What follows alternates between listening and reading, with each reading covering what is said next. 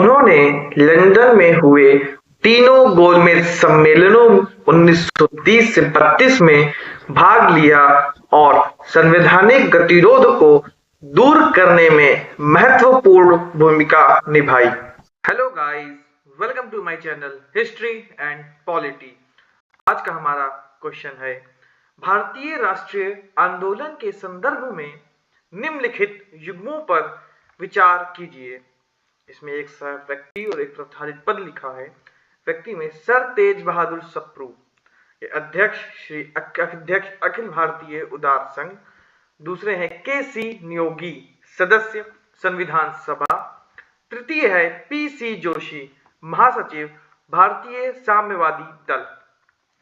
उपयुक्त कथनों में से कौन सा से युग्म सही सुमेलित है?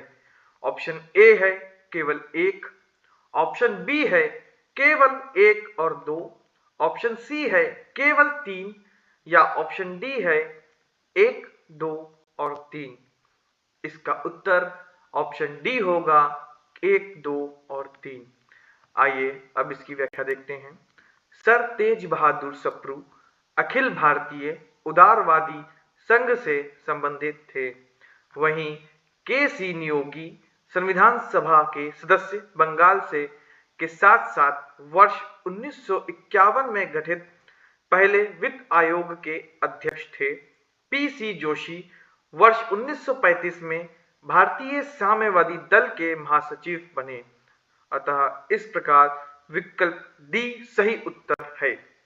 आइए अब अखिल भारतीय उदार संघ के बारे में जानकारी प्राप्त करते हैं।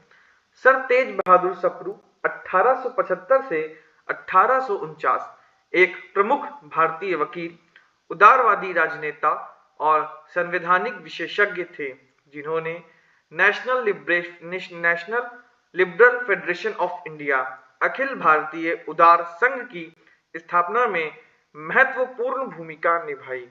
उन्होंने 1923 और 1927 में इसके अध्यक्ष के रूप में कार्य किया और ब्रिटिश शासन के साथ बातचीत के माध्यम से संवैधानिक सुधारों के पैरोकार थे।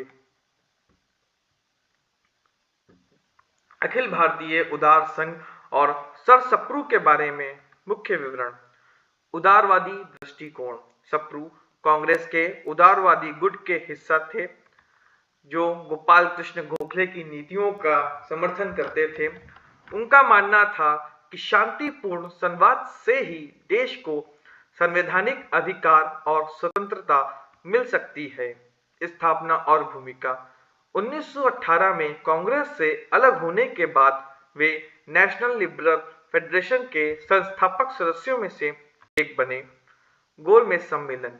उन्होंने लंदन में हुए तीनों गोलमेज सम्मेलनों 1930 से 32 में भाग लिया और संवैधानिक गतिरोध को दूर करने में महत्वपूर्ण भूमिका निभाई।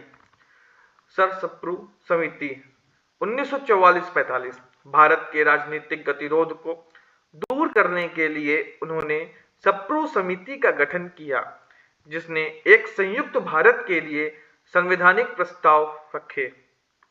प्रमुख योगदान। 1922 में नाइट की उपाधि, 1920 से 23 तक वायसराय के परिषद में विधि सदस्य और 1945 में INA के सेनानियों का मुकदमा लड़ना उनके कैरियर की प्रमुख घटनाएं थीं।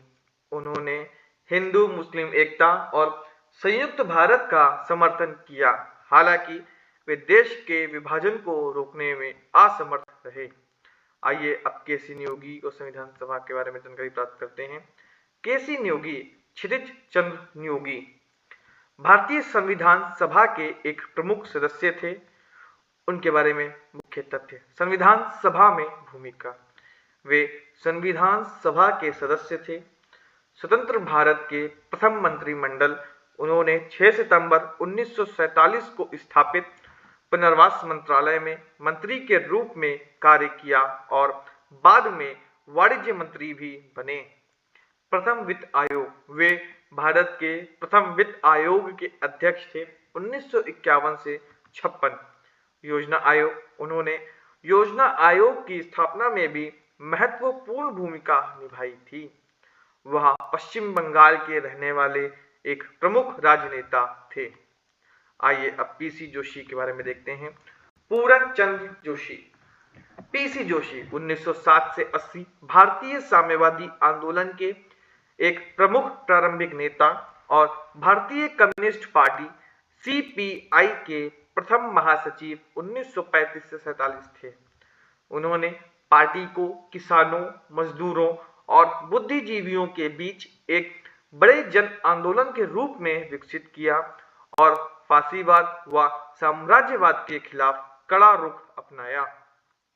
प्रमुख भूमिका: जोशी ने सीपीआई को एक सुसंगत पार्टी के रूप में खड़ा किया और 1946 के तेलंगाना किसान संघर्ष जैसे प्रमुख आंदोलनों में भूमिका निभाई। विचारधारा: वे मार्क्सवादी बुद्धिजीवी थे जिन्होंने पार्टी को लोगों के बीच ले जाकर जन संगठन के निर्माण पर जोर दिया। गांधी जी से संवाद: महात्मा गांधी के साथ उनके संवाद और पत्राचार के कारण उन्हें साम्यवादियों के विचारों से सहमत करने में सफलता मिली। संघर्ष का दौर: बीटी रणदिवे के दौर के बाद जोशी के नेतृत्व पर सवाल उठाए गए, लेकिन उन्होंने शांतिपूर्ण जन संघर्ष दोनों का नेतृत्व किया।